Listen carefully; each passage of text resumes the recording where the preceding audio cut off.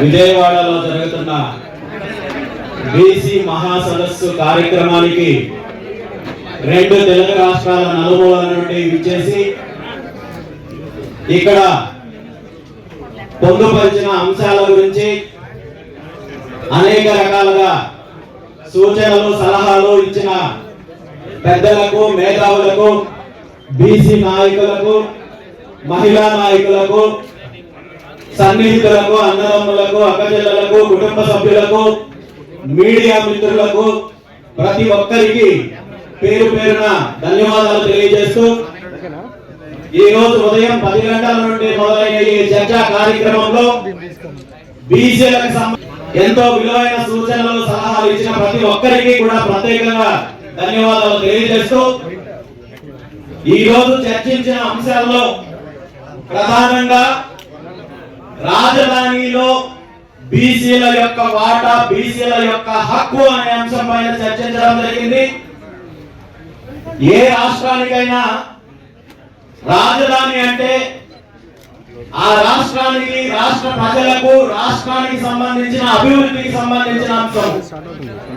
కానీ దురదృష్టవశాత్తు ఒక్క ఆంధ్రప్రదేశ్ రాష్ట్రానికి మాత్రము రాష్ట్రం ఏర్పడిన 12 సంవత్సరాల తర్వాత కూడా రాజధాని అంశం అనేది ఒక వ్యాపార అంశంగా మారింది, ఒక రాజకీయ అంశంగా మారింది. మరీ ముఖ్యంగా 2 ప్రైవేట్ లిమిటెడ్ కంపెనీలకు సంబంధించిన అంశం లాగా దీన్ని ప్రభుత్వాలు పార్టీలు చూసే దుస్థితి కొనసాగుతోంది. ఈ విషయం ఎందుకు చెప్తున్నానంటే 2014లో రాష్ట్రం విడిపోయిన తర్వాత ఆంధ్రప్రదేశ్ రాష్ట్ర రాజధాని అమరావతి అని సొంతంగా ప్రకటించుకున్న తర్వాత 5 సంవత్సరాల అధికారంలో ఉన్న చంద్రబాబు నాయుడు గారి ప్రైవేట్ లిమిటెడ్ కంపెనీ ఆ 5 సంవత్సరాలలో కనీసము రాష్ట్ర రాజధానికి చేయాల్సిన కనీస బాధ్యత ఏదైతే ఉందో కేంద్రం దగ్గర అధికారిక ఆమోద ముద్ర వేయించాల్సిన అవసరము, కేంద్రం ద్వారా గెజిట్ రిలీజ్ చేయించుకోవాల్సిన అవసరము గుర్తించకుండా నేను 30 సంవత్సరాల ఎక్స్పీరియన్స్ ఉంది, 40 సంవత్సరాల ఎక్స్పీరియన్స్ ఉంది అని చెప్పి ఒక రియల్ ఎస్టేట్ కంపెనీ లాగా వ్యాపారం చేసే కార్యక్రమానికి శ్రీకారం చుట్టిన ఘనత ఆనాటి ముఖ్యమంత్రి ఈనాటి ముఖ్యమంత్రి చంద్రబాబు నాయుడు గారి. ఎందుకంటే 2014లో అధికారంలోకి వచ్చిన తర్వాత రైతుల దగ్గర నుండి 33,000 ఎకరాలు సేకరించి ఆ రైతులకు ఇచ్చిన హామీని నిలబెట్టుకోకుండా కేవలము ఆన్లైన్ లో ఒక పత్రం చూపించి వాళ్ళకు ఫ్లాట్లు ఎక్కడ ఉన్నాయో తెలియకుండా ఆ పత్రం దేనికి ఉపయోగపడదు, వాళ్ళు తాకట్టు పెట్టుకోవడానికి ఉపయోగపడదు, బ్యాంకు లోన్లకు ఉపయోగపడదు.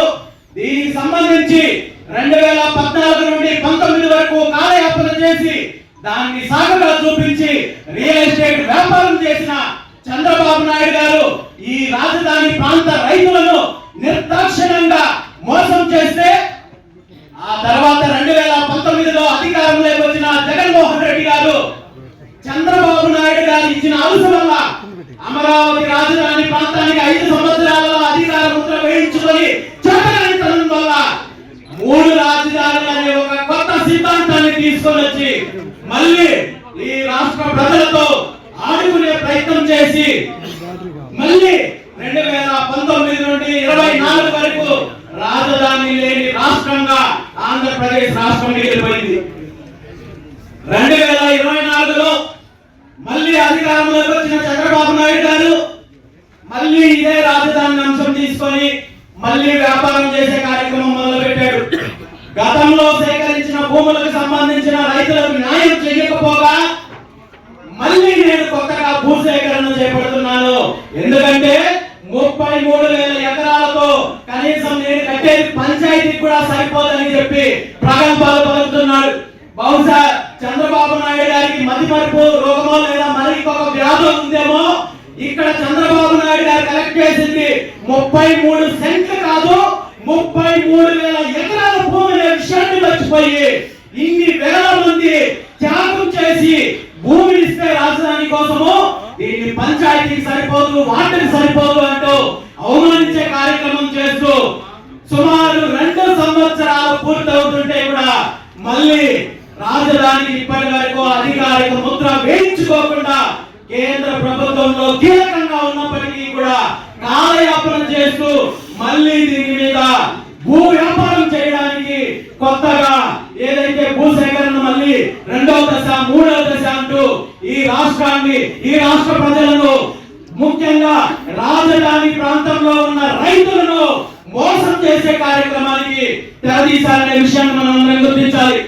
అనేక సందర్భాల్లో రాజధానికి మొట్టమొదటిగా కావాల్సింది కేంద్ర ప్రభుత్వం యొక్క అధికారిక ఏదైతే గెజిట్ రిలీజ్ చేయాలని చెప్పి డిమాండ్ చేశారో దాన్ని చేసిన తర్వాత 2-3 సార్లు ముఖ్యమంత్రి గారు, కేంద్ర మంత్రులు ఈ విషయాన్ని ప్రస్తావన తీసుకొచ్చారు. కానీ ఇప్పటికీ కూడా రాజధానికి అధికారిక ముద్ర కావాలనే చిత్తశుద్ధి చంద్రబాబు నాయుడు గారి ప్రభుత్వానికి లేదనే విషయాన్ని ఈ సందర్భంగా స్పష్టం చేస్తున్నాను. వీరు ఇప్పటికి సేకరించిన ఈ 33,000 ఎకరాల్లో ఏం నిర్మిస్తున్నారో, ఏ కంపెనీలు ఇస్తున్నారో, ఏం అభివృద్ధి చేస్తున్నారో స్పష్టంగా చెప్పలేని పరిస్థితి. కొత్తగా భూసేకరణకు ఎయిర్పోర్ట్లు కడతాము, అదే విధంగా ఓడరేవులు కడతామని చెప్పి సిగ్గు లేకుండా వీళ్ళ నోటిఫికేషన్ ఇస్తున్నారు. ఎవరైనా ఈ రాష్ట్ర ప్రజలు ఇంత అమాయకులని చెప్పి భావిస్తున్నారా అని చెప్పి ఈ సందర్భంగా నేను చంద్రబాబు నాయుడు గారిని ప్రశ్నిస్తున్నాను. అమరావతిలో ఓడరేవులు కడతారంటే ఈ రాష్ట్రంలో ఏ ఒక్కరైనా నమ్ముతారా? మరి ఇలాంటి కుటి సాకులు చూపించి ఈ రోజు మీకు, మీ కుటుంబ సభ్యులకు, మీ బంధువులకు, మీ పినాములకు, మీకు దోపిడీ చేసి పెట్టే వాటా కంపెనీలకు అప్పచెప్పడానికి చేస్తున్న కుట్ర తప్ప ఈ రాష్ట్రానికి రాజధాని నిర్మించాలని, ఈ రాష్ట్ర ప్రజలను భాగస్వాములను చేయాలని చిత్తశుద్ధి చంద్రబాబు నాయుడు గారికి లేదనేది ఈ సందర్భంగా స్పష్టం చేస్తున్నారు. ఏం చేయాలి? ప్రభుత్వ ఆఫీసులు, పరిపాలనకు కావలసిన భవనాలు, పరిపాలనకు కావలసిన వ్యవస్థలతో పాటు అభివృద్ధికి సంబంధించి ఇన్వెస్ట్మెంట్స్ కావచ్చు, కంపెనీలు కావచ్చు, హాస్పిటల్స్ కావచ్చు, కాలేజీలు కావచ్చు, ఇవన్నీ తీసుకురావాలి. కాబట్టి ఈ రోజు నాకు 1000 ఎకరాల భూములు కావాలి, ఇప్పుడు సేకరించిన భూసేకరణ సరిపోదని చెప్తున్నారు. మరి ఇందులో ఈ రాజధాని నిర్మాణంలో ఈ రాష్ట్రంలో 50% పైగా ఉన్న బీసీల యొక్క వాటా ఏంటి, బీసీల యొక్క హక్కులు ఏంటి అని చెప్పి ఈ రోజు చర్చించడానికి ఈ చర్చా సమావేశాన్ని ఏర్పాటు చేయడం జరిగింది. ఈ రోజు రాజధాని నిర్మాణానికి సంబంధించి గతంలో మీరు ఏదైతే హైదరాబాద్ విషయంలో మోసం చేశారో అదే విధంగా అమరావతి విషయంలో మోసం చేస్తామంటే చూస్తూ చేతులు కట్టుకొని ఊరుకోవడానికి ఎవరు సిద్ధంగా లేరు అనే విషయాన్ని ఈ సందర్భంగా తెలియజేస్తున్నాను. ముఖ్యంగా ఈ రోజు బీసీలకు సంబంధించి నిర్మాణాల కోసం కావచ్చు, భవన నిర్మాణాల కోసం కావచ్చు, అదే విధంగా ఏదైతే కమ్యూనిటీ భవన నిర్మాణాల కోసం కావచ్చు, భవిష్యత్తు అవసరాల కోసం కావచ్చు, ఈ రాష్ట్రంలో ఉన్న అన్ని బీసీ కులాలకు కలిపి 1000 ఎకరాలు ఇవ్వాలనే డిమాండ్ పైన ఈ రోజు చర్చించడం జరిగింది. చాలా మంది పెద్దలు చెప్తున్న విషయం ఏంటంటే బీసీలకు మనం చేస్తున్న డిమాండ్ ఏదైతే ఉందో 1000 ఎకరాలు సరిపోదు, ఇంకా కావాలంటున్నారు. ఎందుకంటే ఈ 1000 ఎకరాలు కేవలము ఒక్కొక్క కులానికి, ఆ కులానికి సంబంధించిన భవనాలు నిర్మించడము, లేదంటే ఫంక్షన్ హాల్ నిర్మించడము, లేదా కోచింగ్ సెంటర్లు నిర్మించడమో కాదు. భవిష్యత్తులో బీసీ కులాలకు సంబంధించిన ఔత్సాహిక పారిశ్రామికవేత్తలు, వ్యాపారస్తులకి కావలసిన భూమి ఖచ్చితంగా రాజధాని ప్రాంతంలో ఉండి తీరాలి. ఈరోజు రాజధానికి సంబంధించి పెట్టుబడులు అంటున్నారు, కంపెనీలు తీసుకొస్తున్నామంటారు. ఈ కంపెనీలు బీసీకి సంబంధించిన సామాజిక వర్గం వాళ్ళు పెట్టలేరా? బీసీ సామాజిక వర్గానికి సంబంధించిన వాళ్ళు స్కూల్స్, కాలేజీలు నిర్మించలేరా? లేదా హాస్పిటల్స్ నిర్మించలేరా?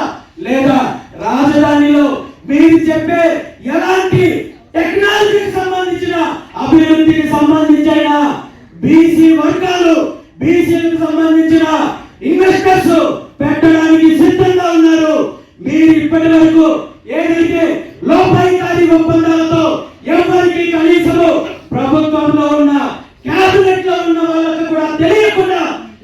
అయితే భూ కేటాయింపులు చేశారో అదే విధంగా అదే షరతులతో అదే కండిషన్స్ తో బీసీలకు భూమి కేటాయించండి.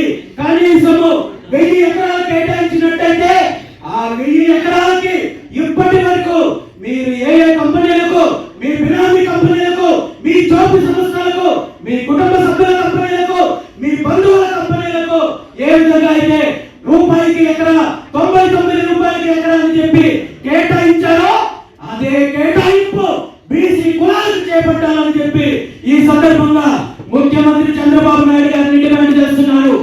జరిగింది, మీడియా ముందుకు రావడం జరిగింది, పబ్లిక్ రావడం జరిగింది. కానీ నేను చూస్తూనే ఉన్నాను, ఎక్కడైనా బీసీలకు ఇచ్చిన హామీ గురించి జగన్మోహన్ రెడ్డి గారు ప్రస్తావిస్తారని చెప్పి చూస్తుంటే ఏ ఒక్క రోజు ఏ ఒక్క చోట బీసీలకు ఇచ్చిన హామీ గురించి జగన్మోహన్ రెడ్డి గారు ప్రస్తావించే పరిస్థితి లేదంటే జగన్మోహన్ రెడ్డి గారికి ఉన్న చిత్తశుద్ధి ఏంటో ఈ సందర్భంగా మనం అర్థం చేసుకోవచ్చు.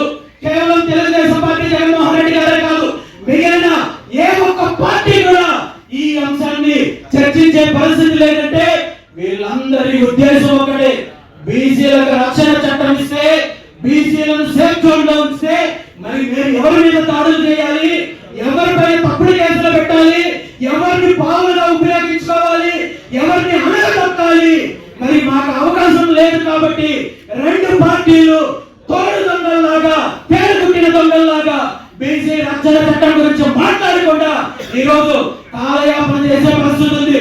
ఈ సందర్భంగా నేను ఒక్కటే చెప్తున్నాను, ముఖ్యమంత్రి చంద్రబాబు నాయుడు గారికి గతంలో కూడా చాలా సార్లు చెప్పడం జరిగింది, మీరు వెంటనే దీని మీద ప్రకటన చేయకపోతే ఖచ్చితంగా ఉద్యమం తీవ్ర రూపంలో ఉంటుంది, దీనికి తీవ్ర పరిణామాలు మీరు ఎదుర్కోవాల్సి వస్తుందని చెప్పి ఈ సందర్భంగా తెలియజేస్తూ ఇప్పటికైనా ముఖ్యమంత్రి చంద్రబాబు నాయుడు గారు కళ్ళు తెరిచి గత 1980ల కాలం నుండి ఈ రోజు వరకు మీరు మీ పార్టీ బీసీలకు తప్పుడు హామీలు ఇచ్చి రాజకీయ అధికారం చెలాయించినట్టు